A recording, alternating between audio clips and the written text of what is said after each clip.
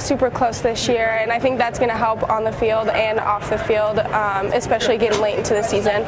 Is it good to get a couple tournaments under your belt before you kind of get into the GNAC schedule? Definitely, I think so. We have over half a new team, so I think it's going to be good to get some good experience. I think we just have to go one game at a time. It's important not to look too far into the future. Obviously, we want to make GNACs, but it all starts with the very first game. I'm ready to just bond with all of these girls. You know, we had a great group of freshmen coming in this fall, and they've put in a lot of work, so I'm excited to see what we can do this year. Completely new team, so it's going to be a lot different level of play, I think.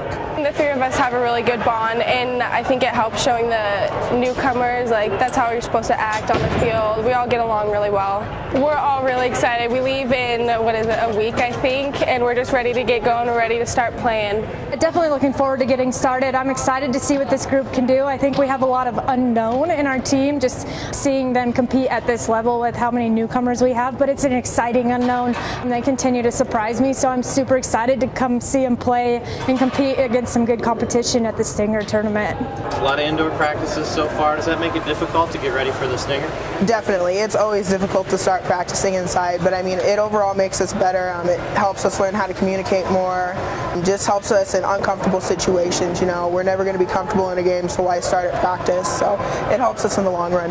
I definitely think the location, getting out into Vegas and being able to play outside, you know, I think it's a tournament that has a lot of very good competition. We get a lot of solid teams from the Pac West, CCAA, GNAC, just kind of all over, and so it's exciting to get out and play some different teams as well as kind of see what's in our region, what we can expect for postseason and within conference. A lot of games on the road to start out. Obviously the Desert Stinger first, but then even after that you have another tournament, so you don't return home until almost halfway through the year. Is that difficult? I don't think it's difficult per se. I mean, it's just a part of how the game goes. Every other year we're either at home more or we're away more, so it's just how it rolls throughout the season, and I think we just need to get used to that. It's definitely very tough to play in the GNAC. It's a very good conference, and it's continuing to grow. It's continuing to see a little bit more success, competing even against the Pac West and CCAA.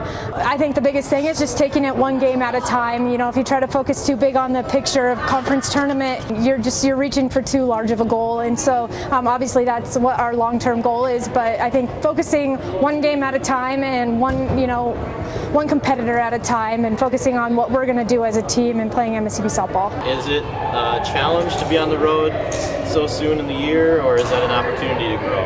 I think it's an opportunity overall. I mean, we get to see some teams that we're not going to get to see throughout the year, and so we're going to get to see what else is out there. But I think the biggest thing is it's hard to play in Billings in February. You never know what the weather's going to be. So being able to go out and take advantage of that competition and getting outside, you know, we're excited about that. You know, we got a little glimpse of it early January, being able to go outside a little bit, and so it's exciting to go out and actually play and take advantage of it. And Maddie Lincoln has some great experience in the last 2 years, her freshman and sophomore year. She's done a tremendous job just improving from her freshman to her sophomore year, and so I'm excited to see how she can kind of help us out and show that leadership. Now that she's a junior, she has that leadership experience, you know. And then also in the circle we've got some good newcomers coming in, and Alyssa Etheridge, seen some time there, and then even Haley Couch has a little bit of experience from last year, and she's really come back ready to go, and you know, I've seen just a little bit different confidence in her, which is exciting, so I'm excited to see her step up in those roles. I mean, we're definitely well-rounded, but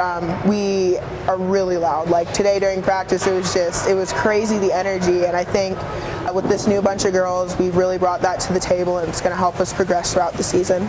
Last year you missed the playoffs on the last day. How much motivation does that give you going into this year? I mean, that's a lot of motivation. GNACs are in Billings this year, so I mean, we should be heading for it straight on. It's a tough loss to go through, so I think we're really motivated this year, and I think our underclassmen really see that.